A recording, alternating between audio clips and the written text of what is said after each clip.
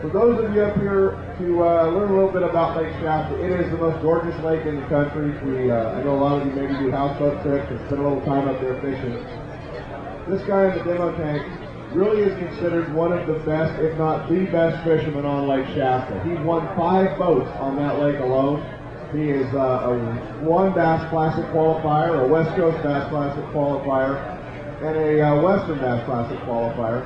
Bill lives in Redding, California, right near Lake Shasta, and really fishes the lake a lot. He has a great understanding of it.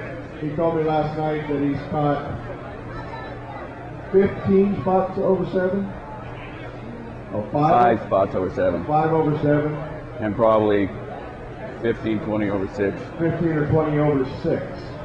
A record spotting, I mean, a really trophy spotted bass is a 5-pounder. So that gives you some idea what Bill knows about catching big spotted bass. What he tells you about Shasta will also work on Oroville, Folsom, a lot of the lakes you're going to go fish. Please welcome my buddy from Redding, California, Mr. Bill Townsend. How's everybody doing? Enjoying the show? Before I get into any techniques or anything, I want to talk about the fish itself because I think it's kind of important. And hopefully when I get done going through some of this stuff, you'll be able to catch more fish and bigger fish. So started out back in the very early 80s, 1980, 81, there was a total of 611 spots that were planted in Shasta Lake. Half of them were up on the Pitt Arm and half of them were up on the Sacramento Arm.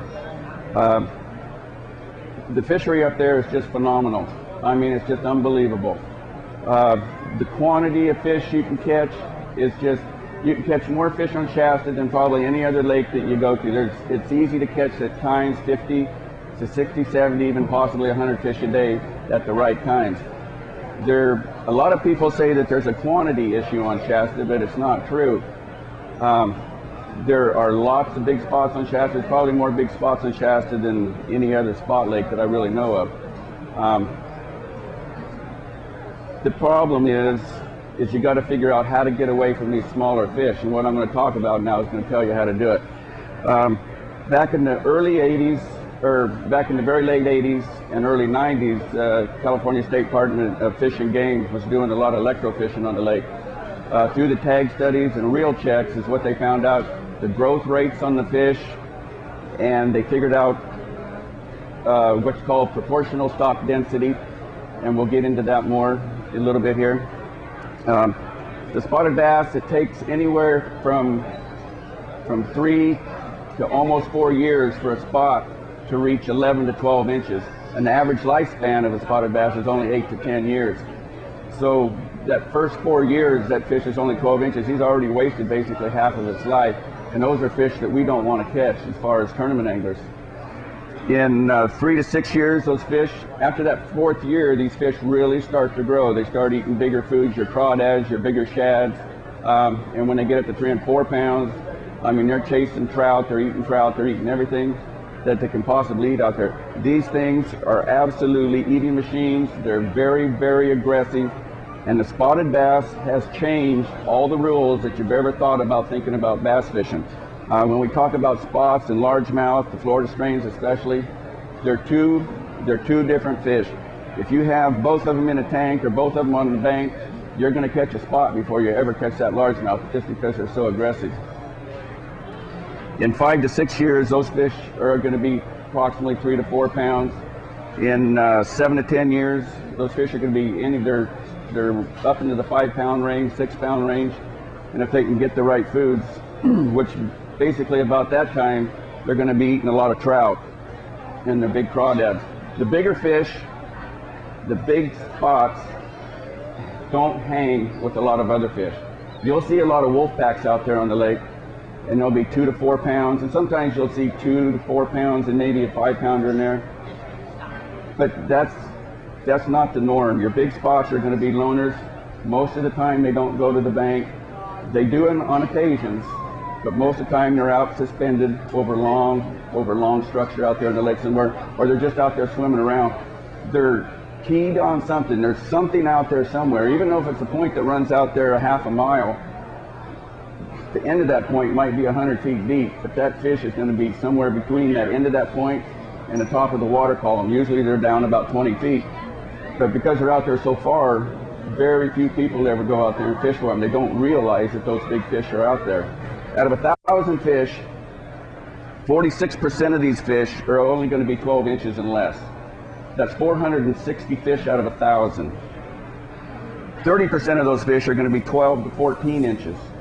Okay, now a 14-inch fish, if you're lucky, it might weigh 1.5 pounds, so you're going to come up with a 7.5 pound limit in the tournament, and that's still not what we want. But we're talking about 760 fish out of 1,000 that we don't even want to fish for. 20% of those fish are going to be anywhere from 2 to 4 pounds. So now we got 200 fish, and that's pretty cool. But where are these 200 fish going to be out of this 1,000 out of this one arm of the lake? 4 to 5% of those fish, or 40 or 50 of them, are you're going to be your 5-pound fish plus. Now, within this arm, we only have 50 fish that we want. So in order to catch these fish, and since most of these bigger fish are fairly loners, they're not going to be stacked in with a bunch of smaller fish. So if you're out there catching a lot of 12, 13s, and 14-inch fish, you're going to have a lot of fish there that are probably that size. You might come up with a 2-pounder, but you're going to have to go through a lot of fish to catch that fish, because these little fish seem to be a little bit more aggressive, and they're going to be the first ones to get that bait. So in order to get these bigger ones, we're going to have to cover a lot of water, and that's the way I fish.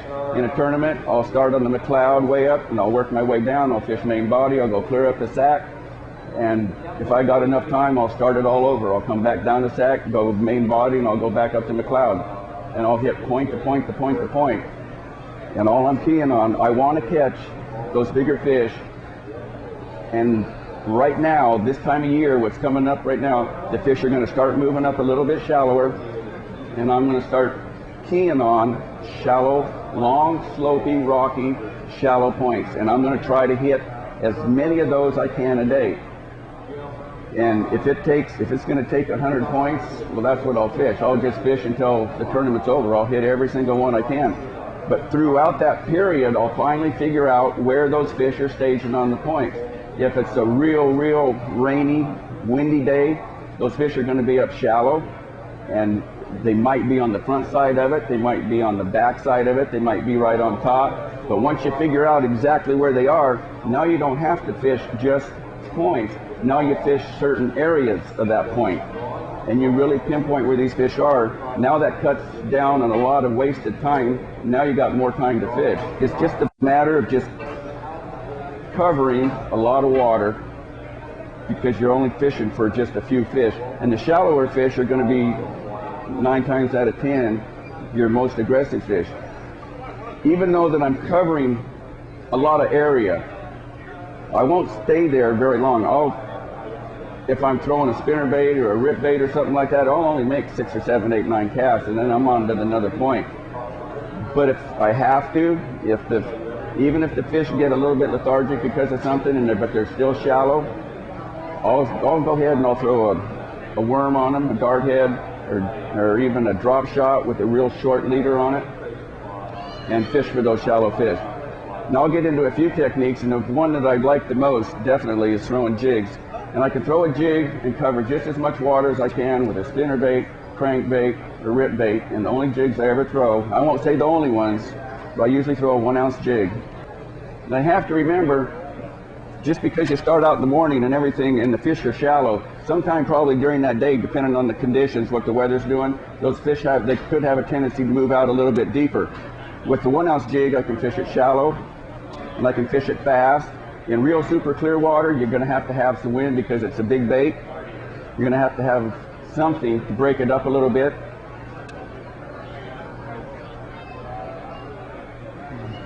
I like throwing brown jigs, all brown, 1-ounce jigs. The 2 trailers that I throw the most, made by Yamamoto's, are double tails. One's at number 176. And that's cinnamon with black flake. The other one's 221, which is cinnamon with black and purple flake. Now, everything that you've read, they say that jigs are supposed to be fished slow, because we're supposed to be down there trying to imitate a crawdad. Remember, everything that you've been told and taught and read usually that doesn't really pertain to our spots because the spots haven't been on our lakes that long. And most of the time they're talking about the largemouth fish. So instead of throwing this real slow,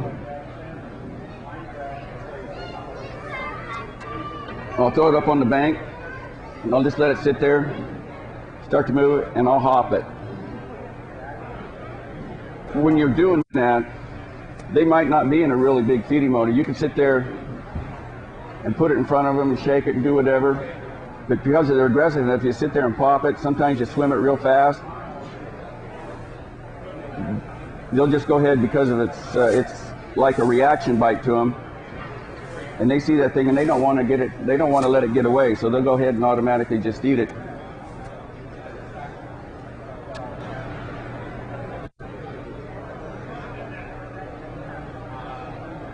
Also with the 1 ounce jigs, if I'm not fishing, if I finally realize that the fish are moving out deeper, you know, I'll fish it down to 30, 50, 60 feet if I have to.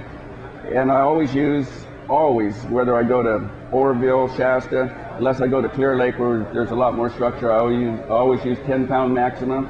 I use St. Croix medium heavy rods, 7 foot, especially with those deeper fish. If they're down there 40, 50 feet, you need a longer rod to get more sweep out of it. Because you want that rod to load up fast so it can start pulling line a lot quicker, because between you and that fish down there, you've got a lot of line, a lot of stretch, and you need all the backbone that you can get. And boy, at that depth with these jigs, you got to cross their eyes. I mean, you got to really put a hook set into them. Now on the opposite end of the spectrum,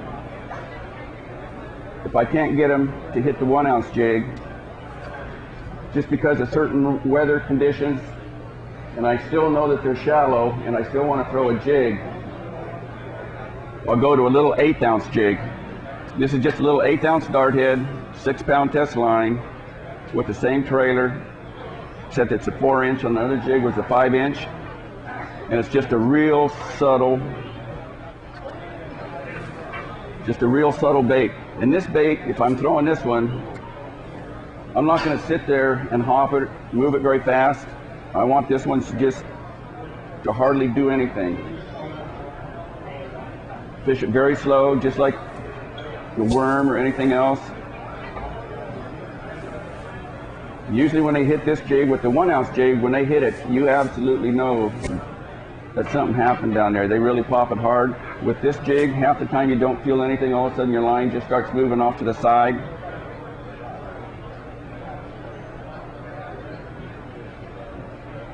You know, you have to keep experimenting constantly just to see what they want, how they want it. Usually that first fish, the first couple fish that you catch, that's the clue to either the rest of the day or the next few hours, because that fish is going to tell you exactly how he wants it. Most of the time you cannot, if these fish don't want to eat, most of the time you can't make them. You can try to tease them, you can do a lot of things with them. Sometimes you can make them do it, but not every time. Sometimes just subtle differences will make a difference. I like to use a lot of dye instead of changing off to a completely different bait. Just takes me a second, and I'll just go ahead and dip this down there.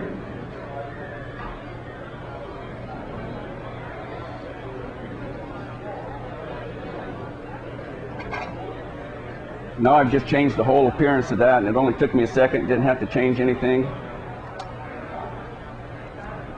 You can use chartreuse dyes, red dyes, black. Do the tips, you can do the fronts. Next technique is ripping. On Shasta, I like throwing Lucky Craft. I throw a lot of Pradco lures also in the bombers. This is a little Stacy. It's this color right here is the Ghost Minnow. It works very, very good in real clear water. Right now the water in Shasta is, even though it's wintertime, you can see down to 15 feet in most places. So that's fairly clear for winter. When fishing a reaction bait, whether it's a spinner bait or whether it's a jig, I always start out fairly fast, but because of water temperature and everything, it's all experimentation. You throw it out,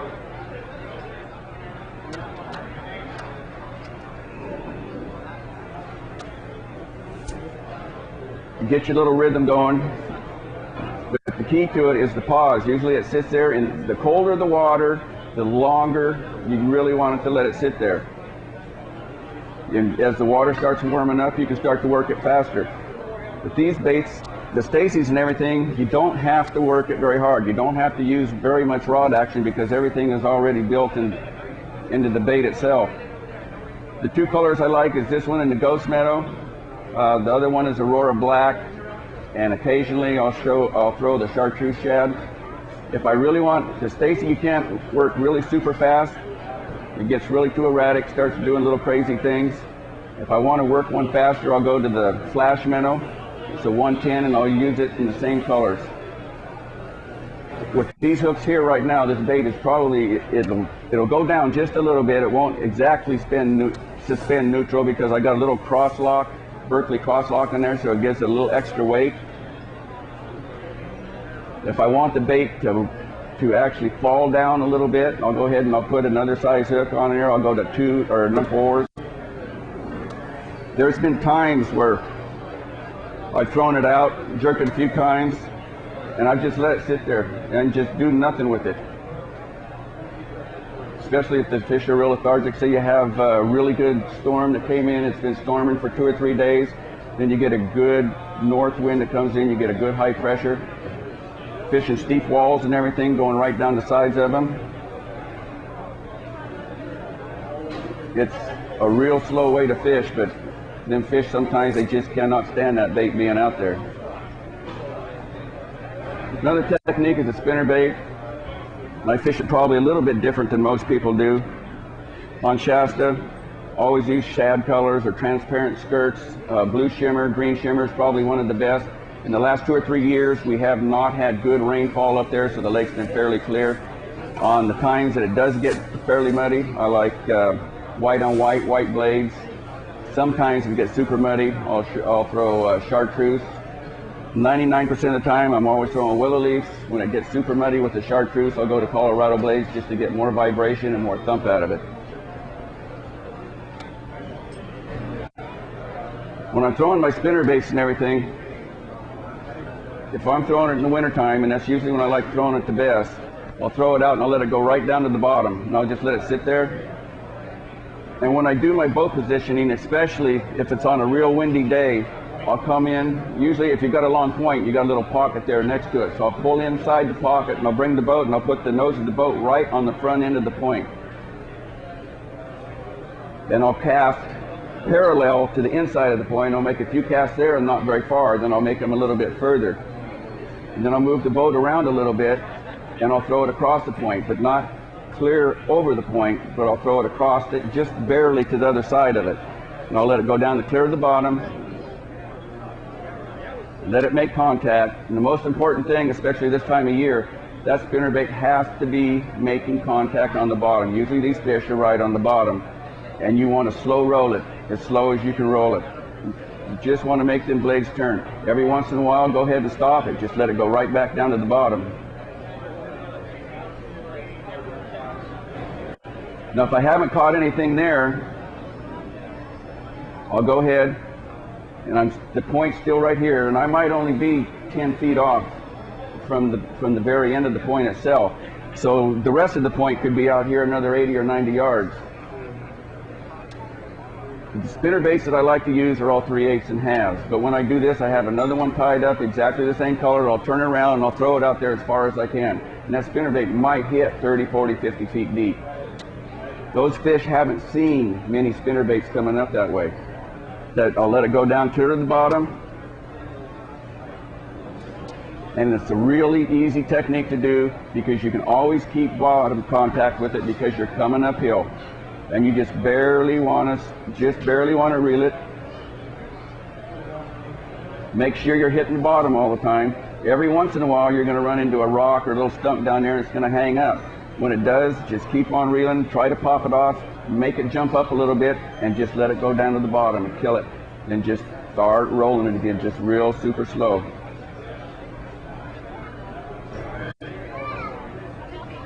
And I'll make 2 or 3 casts and I'll fan cast it. And I'll go from the inside of it work it out to the edge, on the inside edge, and I'll work it out on the top. Then I'll go over to the other side and I'll throw over the break on the other side. If I'm still not catching any fish there, now I'll kind of back the boat up just a little bit and I'll throw right out in front of me, way out in front of those points. On windy days, if there's a lot of bait, a lot of times these fish are so aggressive, they'll start hopscotching each other, and they'll be out there maybe 30, 40, 50 yards in front of the point.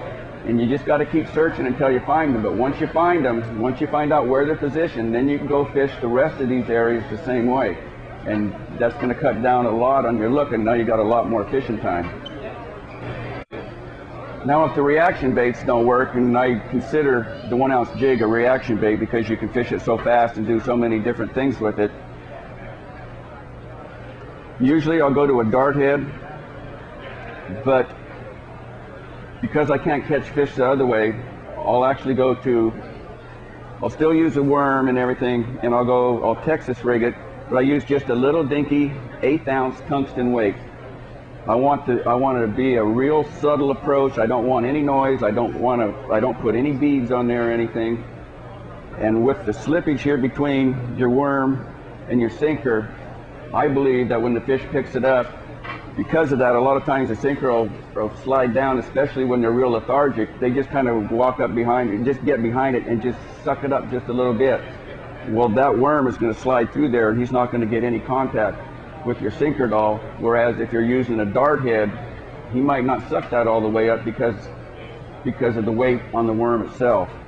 And this is just a real subtle presentation. I mean, all worms should be fished fairly slow, but remember, we're fishing for shallow fish in the wintertime, and a lot of these fish are just kind of coming out of deep water, and they get up there, and especially with the clear water and everything, these fish are going to be just a little skittish. So you don't want to be making big splashes. See, we've already figured out that they're not going to hit the other baits, so that's why we're throwing the worm. So now we're slowing down our approach a little bit, and we don't want to make a lot of splash. We want to just something down there that's moving. We want to let them look at it a little bit.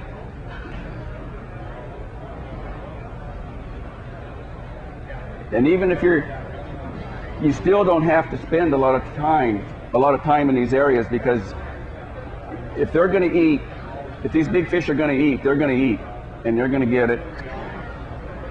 And if they don't do it the first time, if you have confidence in these areas where these bigger fish are, I might go back to them 3 or 4 times during the day, but I'll still go out and I'll try to find other fish, but I'll come back again. A lot of times with these bigger fish, especially for spots, it's a timing thing. Sometimes you only have an hour and a half to maybe a 2-hour window, and when they start to bite, you got to get going and you got to get moving. And I'll do the same thing with the worm. If they're not on top or on the sides, I'll get out and I'll throw it back out in the deeper water, and I'll pull it all the way back up. And if they're not there, I'll throw across it and go down to off the break on the other side of the point. These bigger spots, if you catch one off a point, usually, most likely, that's an area where they're going to be hanging out. And if you give it time enough, they'll kind of reload again. Say maybe a couple hours or maybe a day, but that's going to be an area that you can go back to for the next couple months and probably catch good fish off it, because they're going to stay there. Once these spots move up and they get on these outside points and stuff, and they're starting to do it right now, they're just starting to come up, they're going to be there for a while. So once you find them, you got them located for at least 2 months. When these fish start to move in to spawn, your bigger spots usually don't spawn inside like the largemouth do. They spawn outside on the longer sloping points. They'll actually spawn on ledges. They'll spawn wherever they can, and they usually spawn anywhere from 15 to even 25 feet deep. You can go back in the backs of a lot of these places and you'll see a lot of little ones, but you might see some bigger ones in the willows, but I'm talking about these bigger coves like up on the pit. You're not going to find your bigger spots out there. They're going to be out in front. The only exception to that is right now, late February, March, if we get these big storms, these big Pineapple Express storms, these warm storms from Hawaii, you get a lot of inflow coming into the lake. Say the lake temperature is 49 to 51.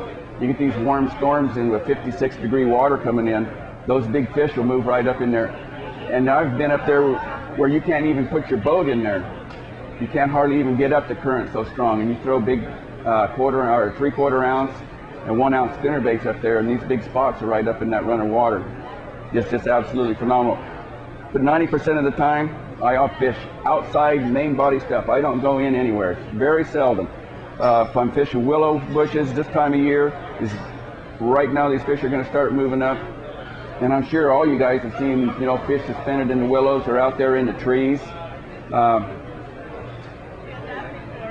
If you see them in the willows, most of the time you can catch better fish out here on the outside of these willows. Because if you see willows in a cove, there's already water that's already buried a whole bunch of other willows. So these other willows could be out there anywhere from 25, 50 feet, 30 feet. And those fish are going to move in, they're going to stage right on top of those willow bushes before they move up into the other ones to get up there and warm before they go to the bank. Good techniques for that. You can throw worms, you can shake worms right over the top of them. You can do the same thing with a jig and hop it over the top of them. The best way to do it is throw Cincos on top of them. And it's a process. It takes a lot of patience because it takes a lot of time for the Cinco to get down there, but it's worth its weight in gold because you're going to catch some darn good fish doing it that way.